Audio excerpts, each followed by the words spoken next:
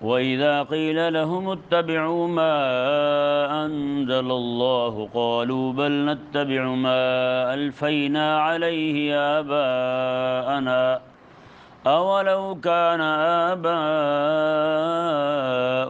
لَا يَعْقِلُونَ شَيْئًا وَلَا يَهْتَدُونَ۔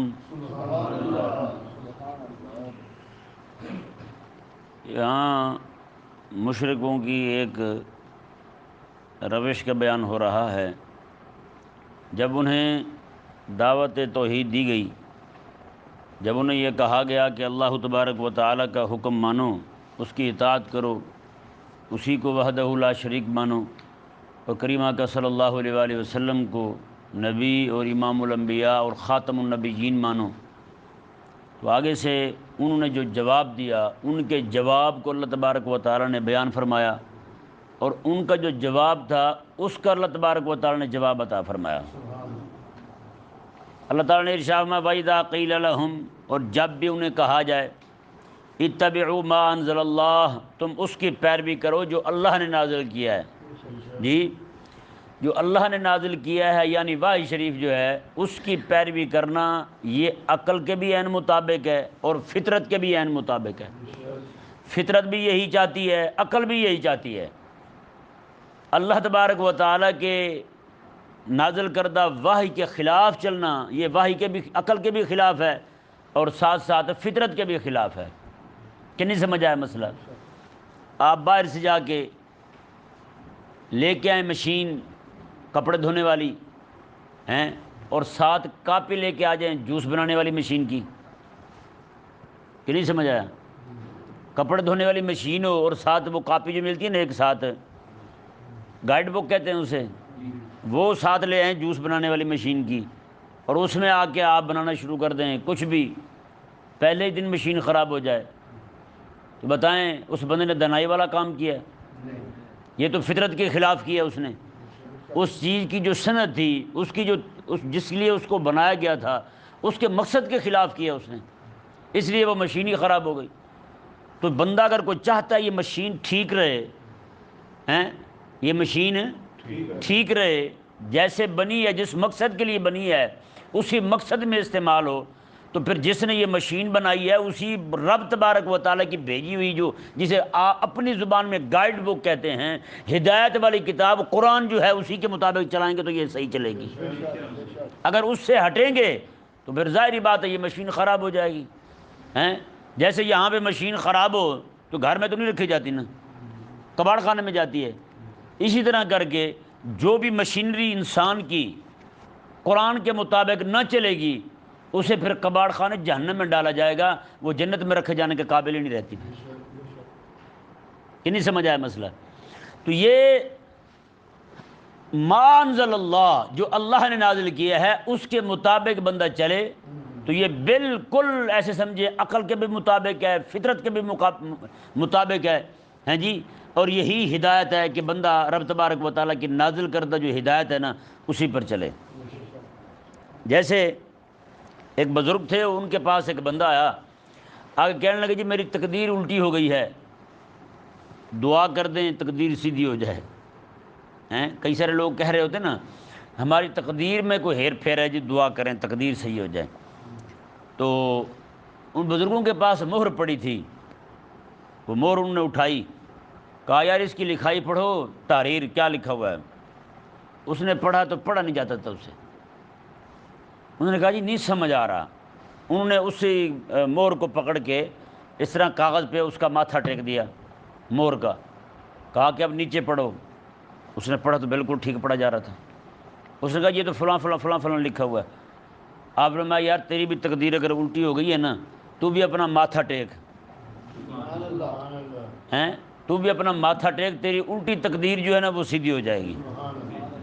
ہاں، رب تبارک و تعالیٰ نے جو تجھے طریقہ دیا نا اپنی بارگاہ میں، اپنی بارگاہ ناز میں آ کر کے اپنی نیاز بندی پیش کرنے کا، تو یہ مشین چلتی رہے تو کہتے ہیں زنگ نہیں لگتا ہے یا نہیں، مشین بند پڑی رہے تو خراب ہو جاتی ہے۔ یہی حال بندہ مومن کے دل کا ہے، ہیں جی، بندہ مومن کی قسمت کا ہے۔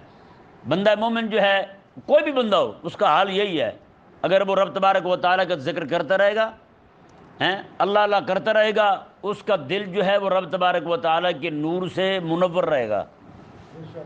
جیسے جیسے رب تبارک و تعالیٰ کے ذکر سے، اس کی عبادت سے، نماز سے، اس کے احکامات سے بندہ دور ہوتا چلا جائے گا، ویسے ویسے اس کے دل کے اندر زنگ پیدا ہوتا جائے گا۔ زنگ کا مطلب یہ ہے کہ اس بندے کو پھر رب تبارک و تعالیٰ کے ذکر سے محبت نہیں رہے گی، نماز سے محبت نہیں رہے گی۔ جتنا دور چلا جائے گا نا رب تبارک و تعالیٰ کے احکامات سے، عین ممکن ہے کہ وہ بندہ کفر میں مبتلا ہو جائے۔ کہ نہیں سمجھ آئے مسئلہ؟ اللہ اکبر۔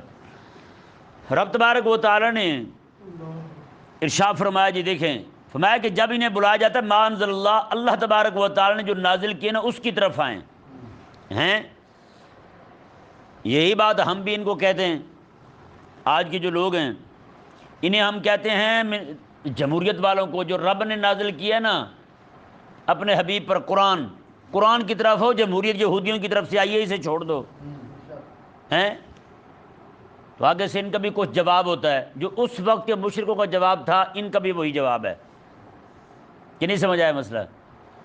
بچے ہمارے سارے اٹھا کے ہیں، جس بچے کو چھوٹے سا بچہ بالکل ہیں اپنے پیشاب پخانے کا خیال نہیں رکھ سکتا، اس کے ابے کو کہے نا 15 سال کا ہو گیا ہے نماز پڑھیں، نہیں، یہ 18 سال کی عمر بالغ ہوگا بچہ پھر نماز پڑھے گا، ہیں نماز ابھی فرض نہیں ہوئی، ہوتا یا نہیں ہوتا؟ تو وہ بچہ جو اپنے پیشاب پخانے کا خیال نہیں رکھ سکتا، چھوٹا سا بچہ 2 سال کا، اسے اٹھا کے سکول چھوڑا ہے، کیوں؟ تعلیم حاصل کرنا فرض ہے۔ میں نے کہا جس میں نماز فرض نہیں ہوئی تھی تعلیم کون سی فرض ہو گئی ہے؟ اس میں قرآن فرض نہیں ہوا پڑھنا، انگریز کی 11-12 فرض ہو گئی ہے اس پر، کیسے فرض ہوئی؟ یہ بھی تو ہمیں سمجھائیں ذرا۔ جب ہم انہیں کہتے ہیں کہ ما انزل اللہ کی طرف آئیں، رب کے قرآن کی طرف آئیں، تو یہ بھاگتے ہیں یہ انگریز کی فرنگی علوم کی طرف۔ وہ علوم ہی نہیں ہے، وہ تو فنون ہے اکیلے بس، اور کچھ بھی نہیں ہے۔ یہ ان کی طرف بھاگتے ہیں، ما انزل اللہ کی طرف نہیں آتے۔ ان کا جواب وہی ہے جو ان مشرکوں کا تھا، جو ان جمہوریت والوں کا ہے، یہ جتنے بھی اس طرح کے بے دین لوگ پھرتے ہیں سب کا جواب ایک ہی ہے۔ وہ جواب کیا ہے جی؟ رب تبارک و تعالیٰ نے ارشاد فرمایا، قالوا، یہ کہتے ہیں، بل نتبع ما الفینا علیہ آبانا، میں ہم نے تو اپنے آبا و اجداد کو بھی یہی کرتے پایا ہے، لہذا ہم وہی کریں گے۔ ہمارے وڈیرے یہی کرتے تھے، ہم اسی پر کاربند رہیں گے، اسی پر عمل کریں گے، ہمیں اس کے علاوہ کسی چیز کی ضرورت نہیں ہے۔ آج کسی کو دیکھیں، میں جی فوجی بنوں گا، کیوں جی؟ میرا ابا فوجی تھا۔ ہاں جی، آپ کیا بنو گے؟ میں ڈاکٹر بنوں گا، کیونکہ ہمارا ابا ڈاکٹر تھا۔ ہے یا نہیں؟ ان کو یہی لت پڑی ہوئی ہے۔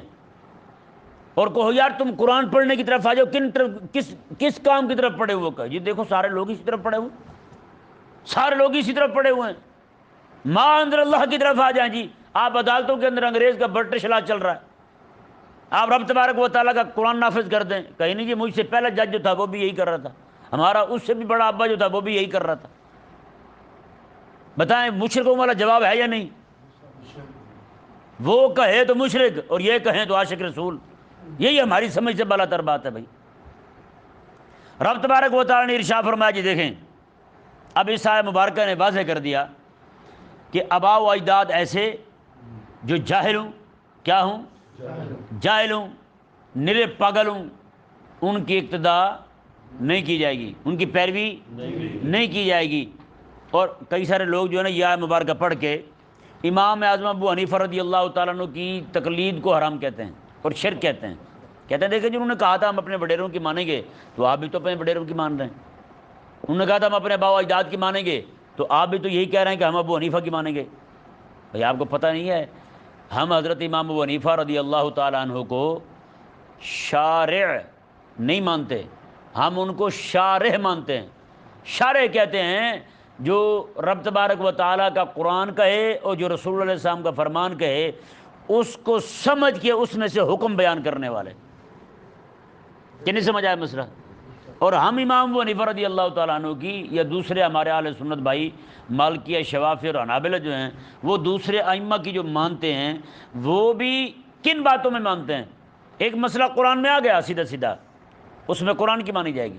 ایک مسئلہ حدیث میں آ گیا، اس میں حدیث شریف کی مانی جائے گی، ہیں قرآن کریم، حدیث شریف اور اس کے بعد اجماع، صحابہ، آثار صحابہ اور آثار تابعین، ان کی بات مانی جائے گی۔ قیاس کا درجہ بعد میں آتا ہے، اجماع قرآن اور حدیث کے بعد آتا ہے۔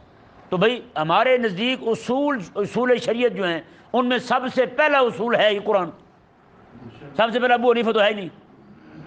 اگر ہم یہ کہتے ہیں قرآن سے پہلے ابو حنیفہ ہے تو پھر ہم امام ابو حنیفہ کو شارع نہیں شارع مان رہے ہوتے، اور یہ ماننے والا بندہ ظاہری بات ہے مشرک ہوتا، کافر ہوتا، کہ نہیں سمجھ پڑا مسئلہ۔ تو امام ابو حنیفہ رضی اللہ تعالیٰ عنہ کی ہم جن باتوں میں مان رہے ہیں، قرآن کریم کو پہلے مانتے ہیں، اس کے بعد حدیث شریف کو مانتے ہیں۔ جو مسئلہ قرآن سے نہ ملے حدیث سے ڈھونڈتے ہیں، جو مسئلہ حدیث سے نہ ملے صحابہ کرام علیہ رضوان کے قول سے مانتے ہیں، اس سے ڈھونڈتے ہیں ہم، اور جو مسئلہ ہمیں ان تینوں سے نہ ملے پھر ہم ابو حنیفہ سے پوچھتے ہیں کہ آپ ہم میں بڑے دنا ہیں اور عقل والے ہیں اور ہدایت پر ہیں، آپ جو ہیں پوری امت کے سب سے بڑے عالم ہیں، تو آپ فرمائیں کہ ہم کس کی مانیں، اب ہم کیا کریں؟ تو تب امام ابو حنیفہ رضی اللہ تعالیٰ عنہ قرآن سے مسئلہ اخذ کریں، نبی علیہ السلام کے فرمان سے اخذ کریں، یا صحابہ کرام علیہ رضوان کے قول سے اخذ کر کے ہمیں بتائیں جی قرآن حدیث اور صحابہ کرام علیہ رضوان کے طریقے سے یہ مسئلہ ظاہر ہو رہا ہے، اب اس پر عمل کرو۔ تو بتائیں ہم نے امام ابو حنیفہ رضی اللہ تعالیٰ عنہ کو شارع کب مانا ہے؟ مشرک تو بنے ہم شارع مان کر، ہم تو مان رہے ہیں شارع، یہ نہیں سمجھ آیا مسئلہ؟ اچھا کئی ایسے بیوقوف ہوتے ہیں وہ آ کے ہمیں کہیں گے جی دیکھیں جی قرآن کی ماننی چاہیے ابو حنیفہ کی، بندہ کہے کہ امام ابو حنیفہ نے قرآن کے خلاف کہا ہی کب ہے؟ کہ جی قرآن میں یہ آ رہا ہے اور ابو حنیفہ یہ کہہ رہے ہیں۔ یہ اصل میں اس طرح کے داؤ چلتے ہیں نا، وہ اس لیے چلاتے ہیں لوگوں کو علماء سے بدظن کرنے کے لیے، علماء سے بدگمان کرنے کے لیے، وگرنہ ہر جاہل بندہ جو ہے اس پر لازم ہے، جسے کسی چیز کا پتہ نہیں ہے اس پر لازم ہے کہ وہ عالم کی بات مانے، جسے پتہ ہو یہ عالم بھی ہے، ہدایت پر بھی ہے اور عقل بھی رکھتا ہے، پاگل بھی نہیں ہے، تو اس کی بات مانے، جو وہ کہے اسی پر عمل کرے بس۔ اور مزے کی بات یہ ہے وہ عالم سے دلیل بھی نہیں مانگ سکتا، یہ کہاں لکھا ہوا ہے یہ بھی نہیں پوچھ سکتا، کیونکہ اگر عالم بتا بھی دے تو یہ کون سا نکال کے دیکھ لے گا؟ اس احمق کو تو یہ بھی پتہ نہیں، اور پوچھیں گے ہاں جی یہ بتائیں جی قرآن سے نکال کے دکھائیں، قرآن سے بھی تمہیں پتہ ہے قرآن کیا کہتا ہے؟ نہیں وہ تو پتہ نہیں، پھر تو تمہارا مطالبہ درست نہیں ہے، تم کرو تو یہ کہنے والے۔ حضرت امام حسن بصری رضی اللہ تعالیٰ عنہ ارشاد فرماتے ہیں، آپ بیٹھے ہوئے تھے، حضرت عمران بن حسین یہ حضور کے صحابی ہیں ان کے پاس بیٹھے تھے، عمران بن حسین رضی اللہ تعالیٰ عنہ آپ بیان کر رہے تھے سنت کی اہمیت، رسول اللہ علیہ السلام نے جو کیا ہے اس کی اہمیت بیان کر رہے تھے، اس کی حجیت بیان کر رہے تھے، اسلام کے اندر رسول اللہ علیہ السلام کے عمل کی، آقا علیہ السلام کے قول فعل کی حجت کیا ہے، حجیت جو ہے اس پر بیان کر رہے تھے، اس کی اہمیت کیا ہے اسے واضح کر رہے تھے۔ ایک بندہ کھڑا ہو گیا جیسے آج کل لوگ ہیں، وہ کہنے لگے جی آپ ہمیں قرآن سے بیان کریں، بس قرآن سے بیان کریں۔ انہوں نے فرمایا یار یہ بتاؤ صبح کی نماز پڑھی ہے؟ اس نے کہا جی پڑھی ہے۔ آپ نے فرمایا کتنی رکعتیں پڑھی تھیں؟ وہ کہنے لگے جی 2۔ فرمایا یہ قرآن سے دکھاؤ۔ کہاں سے دکھاؤ؟ قرآن سے دکھاؤ۔ چپ۔ میں کہ سجدے کتنے کیے تھے؟ کہنے لگا 4۔ میں قرآن سے دکھاؤ۔ خاموش۔ پھر آپ نے فرمایا کہ زکوٰۃ کا حکم آیا نا قرآن میں؟ کہتا آیا ہے۔ میں اونٹوں پر زکوٰۃ کتنی ہے، بکریوں پر زکوٰۃ کتنی ہے، سونے پر کتنی ہے، چاندی پر کتنی ہے، قرآن سے دکھاؤ ذرا۔ وہ چپ۔ میں کہ نمازیں 5 پڑھنی ہیں، اس کی رکعتیں جو ہیں اور اس کی حدود جو ہیں، اس کے سارے فرائض جو ہیں، اس کے سارے واجبات جو ہیں، یہ سارے قرآن سے دکھاؤ، اس کی حدود بیان کرو قرآن سے۔ خاموش۔ وہ چپ ہو گیا۔ اچھا وہ سمجھ گیا، آج کے لوگ نہیں سمجھتے، آج کے لوگ نہیں سمجھتے جلدی، یہ پھر بھی اڑے ہوتے ہیں، نہیں جی مجھے تو قرآن سے بتائیں۔ ایک لڑکا میٹرک کرنے والا ایسے جاہل نامراد، وہ یہاں آیا، ایک مسئلہ پوچھا، اس نے بتا دیا، کہنے لگا جی قرآن سے نکال کے دکھائیں۔ میں نے کہا تجھے کوئی آیت پڑھ کے سنا دوں، سمجھ آیا کہ تجھے؟ میں نے کہا تمہیں پتہ ہے قرآن کریم سمجھنے کے لیے کتنا عرصہ درکار ہے؟ عمریں بیت جاتی ہیں، جوانی کھپانی پڑتی ہے، اپنی خواہشات کو دم توڑنے ان کے گلا دبانا پڑتا ہے، اور تو جناب ایک دم سے کہتا جناب مجھے سمجھ آ جائے، کیسے سمجھ آئے گا تجھے؟ تیرا تو مطالبہ کرنا ہی درست نہیں ہے، تجھے جو مسئلہ شریف بیان کر دیا گیا تیرے لیے وہی کافی ہے، بس عمل کر، جان چھوڑ دوں۔ ایک مائی صاحبہ عرب ملکوں کی، وہ اس سے کہ بندے نے مائی صاحبہ نے مسئلہ پوچھا کہ مولوی سے، وہ مولوی بھی بیچارہ کون ذہن تھا، انہوں نے فرمایا کہ مسئلہ جو ہے نا مجھے بتاؤ، بوڑھی اماں تھی، اس نے کہا مسئلہ بتاؤ مجھے کوئی، تو اس نے کہا جی آپ یہ بتائیں میں قرآن حدیث سے بتاؤں یا امام مالک کا قول بتاؤں، کیونکہ امام مالک کی پیروی کرنے والی تھی مائی صاحبہ، تو اس نے کہا کہ امام مالک کا قول بتاؤں یا قرآن حدیث سے بتاؤں، اس نے کہا مجھے وہی بتا جو امام مالک نے کہا ہے، اس نے کہا قرآن حدیث نہ بتاؤں، اس نے کہا کیوں، ایک قرآن حدیث سے تو جو نکال کے بتائے گا نا وہ تیری سمجھ ہوگی، اور جو امام مالک بتائیں گے وہ ان کی سمجھ ہے، ان کی سمجھ تیری سمجھ سے 1000 گنا بہتر ہے، تو معافی دے مجھے، تو نہ بتا، اپنی طرف سے نہ اخذ کرنا قرآن حدیث سے۔ اور یہ بڑا ضروری ہے، مسئلہ اہم ہے، یہ ہر بندے کے لیے غور کرنے والی بات ہے کہ لوگ جو ہیں وہ اپنے جو کہہ رہے ہیں نا جی قرآن حدیث سے بتائیں یا ابو حنیفہ کی بتائیں، وہ نعوذ باللہ قرآن حدیث کی نہیں کہہ رہا، وہ اپنی سمجھ کی بات کر رہا ہے، وہ اپنی سمجھ کی تقلید کا کہہ رہا ہے کہ میں جو سمجھا ہوں اسی کی پیروی کی جائے۔ وہ کیوں بھائی، تو کیا سمجھا بھلا بتا؟ اور یہی وجہ ہے کہ آج جس کو بھی آپ دیکھیں وہ ایسے فن خواں بنے ہوئے ہیں جناب، وہ میں جی قرآن پاک کا درس دوں گا، میں قرآن پاک کی تفسیر بیان کروں گا، اتنے جناب یہ چھٹیوں کے دن آتے ہیں نا، پروفیسروں کے نام کے بینر لگے ہوتے ہیں باہر، پروفیسر قرآن کے پاک کا درس دے رہے ہیں۔ اب جس غریب کو یہ نہیں پتہ، ہمارے پیچھے مسجد میں نا ایک اصلاحی جماعت ہے حضرت سلطان باؤ رحمہ اللہ کے جو آج کل گدی نشین ہیں، انہوں نے بنائی ہے، ان بزرگوں کا نیک ارادہ ہوگا، تو وہ انہوں نے جماعت بنائی، تو وہ جماعت جو ہے نا ہماری مسجد میں آ گئی 3 دن کے لیے، اس کو کہتے ہیں اصلاحی جماعت۔ وہ آ گئے، ان میں ایک پروفیسر تھا، وہ مجھے پکڑ کے بیٹھ گیا، کہنے لگا میں کچھ باتیں آپ کو تبلیغ کرنا چاہتا ہوں۔ میں نے کہا سنائیں بھائی، تبلیغ تو ہم سنتے پھرتے ہیں رات دن۔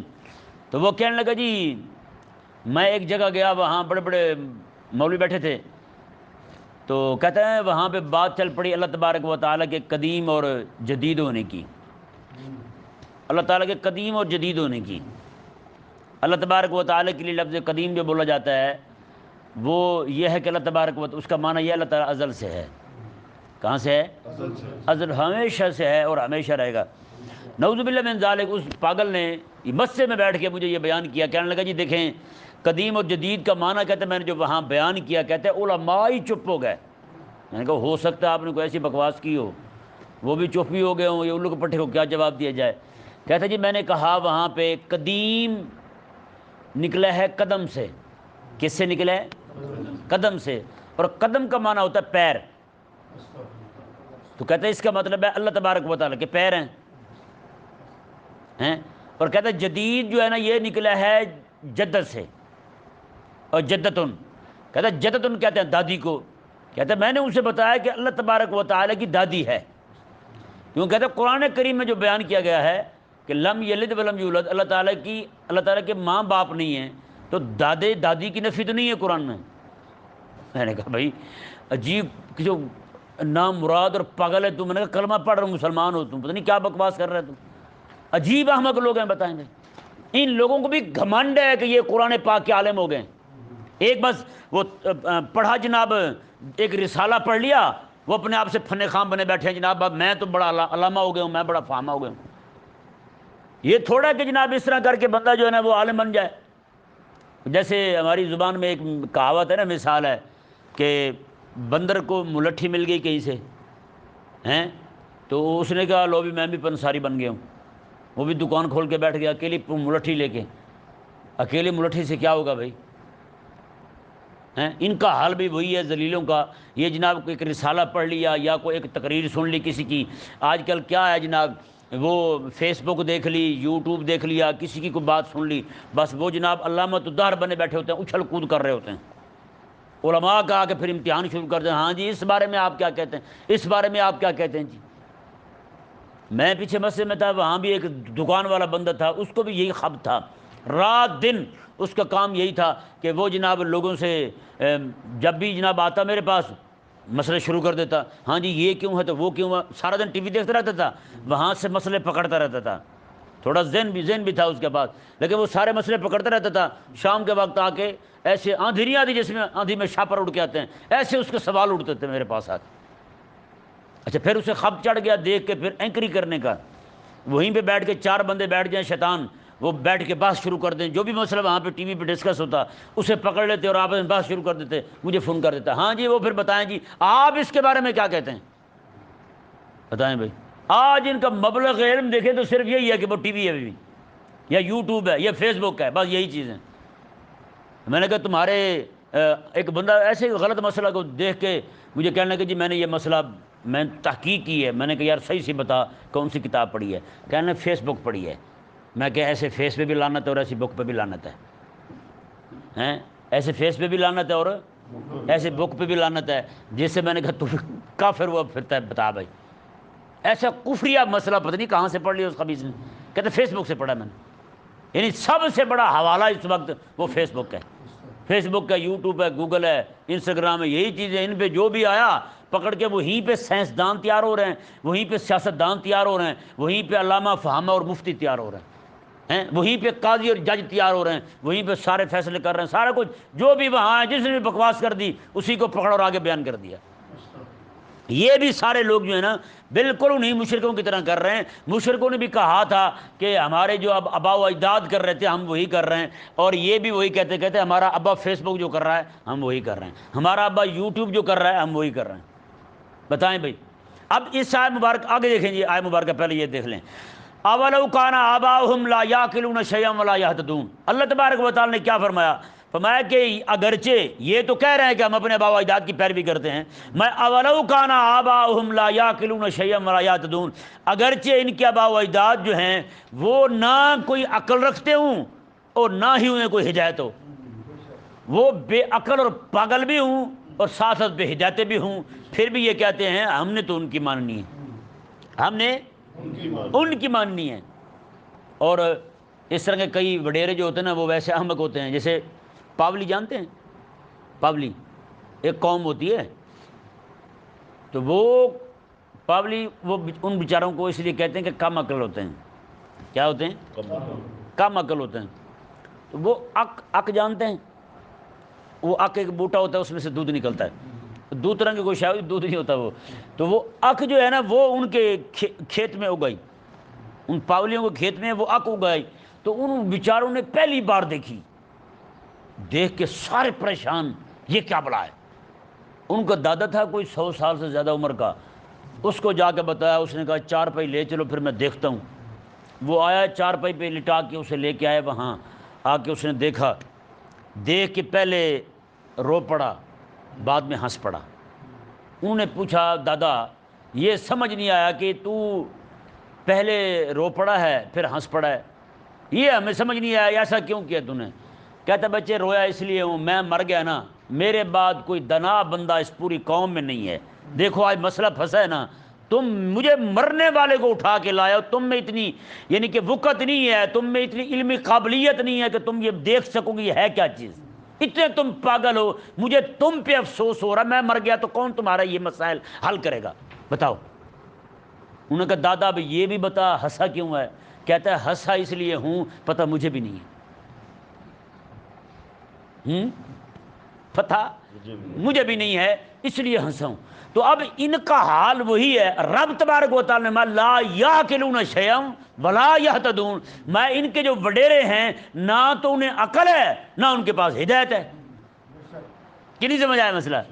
اور یہاں پہ یہ ذہن میں رہے، لا یاکلون میں نفی کی گئی، ان کے پاس عقلی دلائل نہیں ہیں، عقلی دلائل کی نفی کی گئی، لا یاکلون ان کے پاس عقلی دلائل نہیں ہے، اور ولا یہتدون سے نفی کی گئی ان کے پاس نقلی دلائل نہیں ہیں۔ یہتدون ہدایت رب تبارک و تعالیٰ کی طرف سے نازل کردہ ہوتی ہے اور وہ وحی کے ذریعے آتی ہے، اور وہ نقلی دلائل ہوتے ہیں جو نقل ہوتے ہوتے لوگوں تک پہنچتے ہیں۔ رب تبارک و تعالیٰ نے ارشاد فرمایا نہ تو ان کے پاس کوئی عقل ہے کہ خود اجتہاد کر سکیں، قیاس کر سکیں، چیزوں کو دیکھ کر کے کسی اصل منزل تک پہنچ سکیں، اور نہ ہی ان کے پاس کوئی رب تبارک و تعالیٰ کی وحی کا علم ہے، ہدایت ہے ان کے پاس، یعنی نہ ان کے پاس عقلی دلائل ہیں نہ نقلی دلائل ہیں۔ میں پھر بھی یہ پاگل کہتے ہیں ہم اپنے پاگلوں کی پیروی کریں گے، ہم اپنے پاگلوں کی پیروی کریں گے، اور وہ پاگل وہی ہنستے بھی ہیں اور روتے بھی ہیں۔ افسوس اس بات پر ہے کہ وہ بیچارہ 150 سال کو پہنچنے والا بندہ وہ بھی یہی سمجھ رہا ہے کہ میرے بعد پیچھے ویل ہے، پیچھے کوئی بھی کام کا بندہ نہیں رہا، اب سارے پیچھے احمق پاگل ہیں۔ کسی کے پاس کوئی عقل نہیں ہے. نعوذ باللہ من ذالک. اس آیہ مبارکہ سے ایک بات واضح ہوتی ہے، وہ ذرا غور سے سماعت فرمائیں. رب تبارک و تعالیٰ نے ارشاد فرمایا، اب اس آیہ مبارکہ کو لوگ جو ہے نا وہ تقلید کی نفی ثابت کرتے ہیں. اس سے ہم جو امام ابو حنیفہ کی پیروی کرتے ہیں اس کی نفی ثابت کرتے ہیں. دیکھیں جی اللہ تعالیٰ نے ارشاد فرمایا کہ وہ وڈیروں کی بات مانتے تھے، تو تم بھی اپنے وڈیروں کی بات مانتے ہو ہیں؟ تم بھی تو اپنے وڈیروں کی بات مانتے ہو، تو پھر وہ مشرک تم مومن کیوں؟ ہم بتاتے ہیں وہ مشرک ہے، ہم مومن کیوں ہیں. رب تعالیٰ نے ارشاد فرمایا کہ انہوں نے کہا تھا ہم اپنے وڈیروں کی بات مانتے ہیں، آباء و اجداد کی بات مانتے ہیں، ان کو ہم نے دیکھا ایسا کرتے ہوئے. رب تعالیٰ نے فرمایا انہیں تو نہ عقل ہے اور نہ ہی ہدایت ہے. اس سے ثابت کیا ہوا؟ اس وڈیرے کی بات ماننا مشرک ہے جس کے پاس نہ عقل ہو نہ نقل ہو، نہ عقل ہو اور نہ نقل ہو. تو جس کے پاس عقل بھی ہو اور نقل بھی ہو ہیں، امام ابو حنیفہ رضی اللہ عنہ اتنا بڑا عقل والا بندہ اور نقل اس کے پاس قرآن بھی ہو اور رسول اللہ کا فرمان بھی ہو ہیں، تو اس کی بات ماننا، مشرکوں کو اپنے وڈیروں کی بات ماننا، ایک کیسے ہو گیا بھائی؟ یہ ایک کیسے ہو گیا؟ آج بھی کئی سارے جاہل لوگ ہیں وہ یہی کہتے پھرتے ہیں نہیں جی قرآن کو پڑھیں آپ سیدھا بس ترجمہ پڑھیں اور کافی ہے آپ کو بس. ایسا کیسے ہو گیا بھائی؟ ایک میں مسلط سناتا تھا خود، پہلے تراویح سناتا تھا.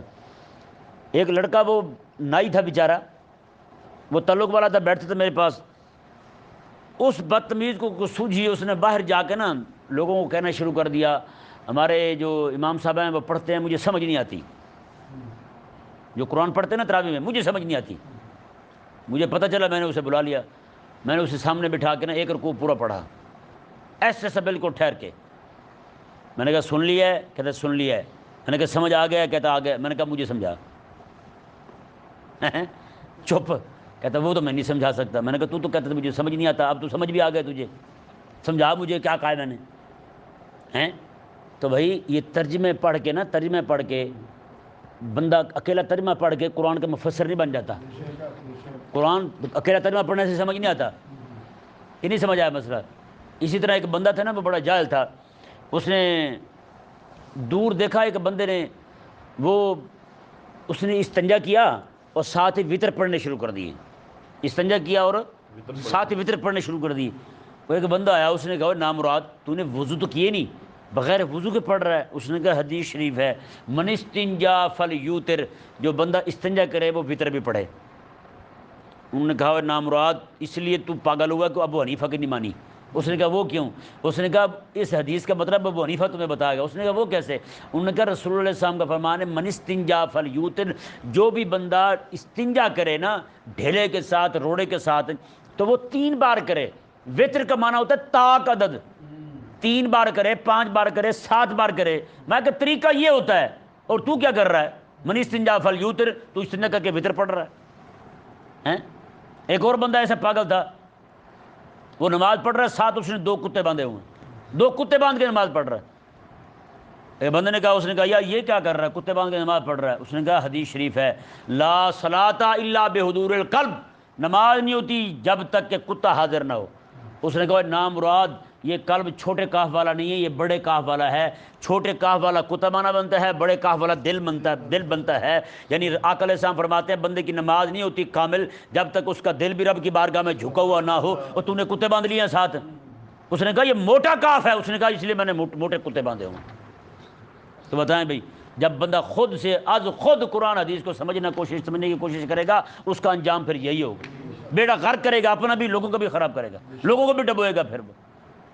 تو بھائی نہیں، اس آیت مبارکہ نے واضح کر دیا کہ ان کی پیروی نہیں کرنی جن کے پاس نہ عقل ہو اور نہ نقل ہو، جن کے پاس نہ عقلی دلائل ہیں نہ نقلی دلائل ہیں.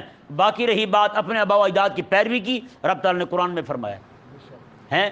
حضرت یوسف علیہ السلام جب جیل میں گئے نا، وہاں جو قیدی تھے ان کو آپ نے فرمایا میں کہ اتبعت آبائی ابراہیم و اسماعیل و اسحاق و یعقوب، آپ نے فرمایا کہ میں اپنے آبا و اجداد کی پیروی کرتا ہوں، ابراہیم کی بھی، اسماعیل کی بھی، اسحاق کی بھی، یعقوب کی بھی، میں اپنے، یہ میرے آبا و اجداد ہیں، باپ دادا ہیں، میں ان کی پیروی کرتا ہوں۔ اس سے معلوم ہوا کہ ان کے آبا و اجداد جو تھے رب تبارک و تعالیٰ کی طرف سے عقل کے بھی مالک تھے، اور رب تبارک و تعالیٰ کی طرف سے آنے والی وحی ہدایت کے بھی مالک تھے، اس لیے ان کی پیروی کون کر رہے ہیں؟ رب تبارک و تعالیٰ کے پاک پیغمبر کر رہے ہیں۔ بتائیں بھائی، تو اس سے ثابت ہو گیا۔ اور یہی حضرت یعقوب علیہ السلام نے دنیا سے جاتے ہوئے، آپ پہلے پارے کے آخری سے پہلے صفحے میں آپ پڑھ چکے ہیں، حضرت سیدنا یعقوب علیہ السلام نے پوچھا تھا اپنے بچوں سے، ہاں بھی بیٹے میرے جانے کے بعد کس کی عبادت کرو گے؟ انہوں نے کیا کہا تھا؟ قالوا نعبد الہک و الہ آبائک ابراہیم و اسماعیل و اسحاق و یعقوب والاسباط، انہوں نے کہا تھا ہم آپ کے خدا کی اور آپ کے آبا و اجداد ابراہیم، اسماعیل، اسحاق، یعقوب اور ان کے بیٹے، ان کی جو اولادیں گزری ہیں، ان کا جو رب ہے نا، ان کی ہم عبادت کریں گے۔ تو اس سے ثابت ہوا جن کے پاس عقل بھی ہو، نقل بھی ہو، اس پر اعتماد بھی ضروری ہے اور اس کی بات ماننا بھی ضروری ہے، اس سے دلیل کا مطالبہ کرنا جاہل بندے کا یہ بھی درست نہیں ہے۔ رب تبارک و تعالیٰ نے ارشاد فرمایا، جی دیکھیں، وَمَثَلُ الَّذِينَ كَفَرُوا كَمَثَلِ الَّذِي يَنْعِقُ بِمَا لَا يَسْمَعُ إِلَّا دُعَاءً وَنِدَاءً۔ رب تعالیٰ نے ان کافروں کی مثال بیان کی جو اس وقت کافر تھے، اور یہ ذہن میں رہے آج کے بھی کافر اسی طبیعت کے ہیں۔ جب مرض کفر کا پایا جائے تو ظاہری بات ہے، جب مرض پایا جائے بندے میں، مثال کے طور پر کسی بندے کے پیٹ میں درد ہو، زور سے درد ہو اور قلنج کا درد پڑ جائے، وہ چنگھاڑتا نہیں چنگھاڑتا ہے، تو وہ مرض جہاں بھی پایا جائے گا وہ چنگھاڑے گا بندہ، کہ نہیں سمجھ آیا مسئلہ؟ تو ان کافروں کا حال بھی وہی ہے جو اس وقت کافروں کا تھا۔ رب تعالیٰ نے ارشاد فرمایا کہ ان کی مثال ایسے ہے جیسے جانوروں کے پاس کھڑا ہوا کوئی بندہ جانوروں کو پکارے تو جانور یہی سمجھیں کہ چیخو پکاری ہے، وہ کون سا اس کے کلام کا معنی سمجھ جاتے ہیں؟ جانوروں کو سمجھ آ جاتا ہے بھی کلام کیا کر رہا ہے؟ نہیں سمجھ آتا، وہ تو یہی کہتا ہے پتہ نہیں رولر ڈال رہا ہے کوئی، کہ نہیں سمجھ پڑا؟ رب تبارک و تعالیٰ نے ارشاد فرمایا ان کا بھی حال وہی ہے، جیسے جانور ہے نا، ان کی طبیعت ہے کہ وہ صرف گھاس کو جانتے ہیں، بس کون سا گھاس ٹیسٹی ہوتا ہے، کون سا گھاس مزیدار ہوتا ہے، ہاں انہیں پتہ ہوگا جناب پیٹ میں درد ہو گیا تو کون سی بوٹی کھانی ہے اور یہ کرنا ہے وہ کرنا ہے، صرف یہی چیزیں کھانے پینے تک، اور کسی چیز سے انہیں غرض نہیں ہے۔ رب تبارک و تعالیٰ نے ارشاد فرمایا حبیب پیارے، جن کو آپ پکار کے کہہ رہے ہیں نا، ان کافروں کی مثال بھی ان جانوروں جیسی ہے، جیسے جانور کچھ نہیں سمجھتا ایسا حال ان کا ہے، یہ بھی کچھ نہیں سمجھتے۔ آپ پکار رہے ہیں حبیب، میرے حبیب، آپ کے پکارنے میں کوئی کوتاہی نہیں، آپ کے پکارنے میں کوئی کمی نہیں ہے حبیب، کمی اور کوتاہی ہے، نقص ہے اور نقص ہے تو وہ انہی میں ہے، انہی میں نقص ہے، وہ نہیں سمجھ پا رہے آپ کی بات کو۔ رب تبارک و تعالیٰ نے کیا ارشاد فرمایا، جی دیکھیں، میں سمم، سارے بہرے ہیں، کیا ہیں؟ بہرے ہیں، میں حق نہیں سنتے، حق کو سمجھتے بھی نہیں، اور بکمن، اور سارے گنگے بھی ہیں۔ یار وہ فصیح اور بلیغ تھے، رب فرما رہے گنگے ہیں، اس سے ثابت کیا ہوا؟ وہ حق بولتے ہی نہیں تھے، اس لیے رب نے انہیں گنگا کہا ہے۔ آج بھی بڑے سارے گنگے بیٹھے ہیں، مولویوں میں بھی، پیروں میں بھی، جو حق نہیں کہتے، ویسے مقرر ہوں گے، گلا پھاڑ کے تقریر کریں گے، تقریر کر کے اٹھیں گے، پورا بورا پیسوں کا بھر جائے گا، لیکن حق نہیں کہیں گے۔ انہیں کہیں نا جناب کل خانے پہ تقریر کرنی ہے 3 گھنٹے کر لیں گے، 11ویں شریف کے فرض واجب ہونے پہ تقریر کرنی ہے، فرض واجب ثابت کر دیں گے 3 گھنٹے کے اندر۔ آپ انہیں کہیں یار بے دین لوگوں نے یہ اعتراض کیا ہے، آپ اس کا جواب دیں۔ آج کل بے دین جو ہیں یہ اعتراض اٹھا رہے ہیں کہ ابراہیم علیہ السلام نے بیٹے کی گلے پر چھری رکھ کے ظلم کیا تھا، تو نعوذ باللہ من ذالک، یہ لفظ ان خبیثوں نے بولے ہیں، وہ بڈھا ظالم، یہ ابراہیم علیہ السلام کے لیے بولے۔ بتائیں بھائی یہ کون ہے؟ یہ پاکستان کی یونیورسٹی سے پڑھے لڑکے ہیں، یہ نعوذ باللہ من ذالک ابراہیم علیہ السلام کے لیے بولا انہوں نے لفظ۔ اب یہ بات کر رہے ہیں، آپ ان کو مولویوں کہیں جی حضرت آپ اس کا جواب دیں، میں کہتا ہوں فوراً ان کے کپڑے پیلے ہو جائیں گے، ہوائیاں اڑ جائیں گی کہ ابھی کیا کہیں ہم۔ اب تو بتائیں یہ بکمن ہوئے یا نہیں ہوئے، گنگے ہوئے یا نہیں ہوئے؟ جہاں بات آئے اس منہج پہ بولنے کی، جس منہج پہ امام الانبیاء بولے ہیں، جس منہج پہ حضور کے صحابہ بولے ہیں، صرف دین کا دفاع، وہاں یہ گنگے بن جائیں۔ جیسے کوئی یہ نہ کہے کہ جناب بول رہے ہیں تو بول رہے ہیں، آپ کیسے کہتے ہیں بولتے نہیں؟ وہ بھائی نہیں بولتے، وہ گنگے ہیں، کیوں کریم آقا علیہ السلام نے ارشاد فرمایا؟ یہ بعض روایات بعض مقام پہ یہ آقا علیہ السلام کی طرف منسوب ہے، اور بعض جگہ یہ کہتے ہیں کہ یہ علماء کا قول ہے، یعنی کہ صحابہ کا قول بھی صحابہ کی طرف منسوب ہے اور تابعین کی طرف بھی منسوب ہے۔ واللہ عالم اس کی حقیقت کیا ہے، یہ آقا علیہ السلام کا فرمان ہے یا کسی بزرگ کا قول ہے کہ بہرحال بات جو وہ یہ ہے الساکتون الحق کے شیطان اخرس، فرمایا کہ جو بندہ حق کہنے سے رک جائے نا وہ گونگا شیطان ہے۔ وہ کیا ہے؟ وہ گونگا شیطان ہے۔ تو بتائیں یہاں گونگے والی بات آ گئی یا نہیں آ گئی؟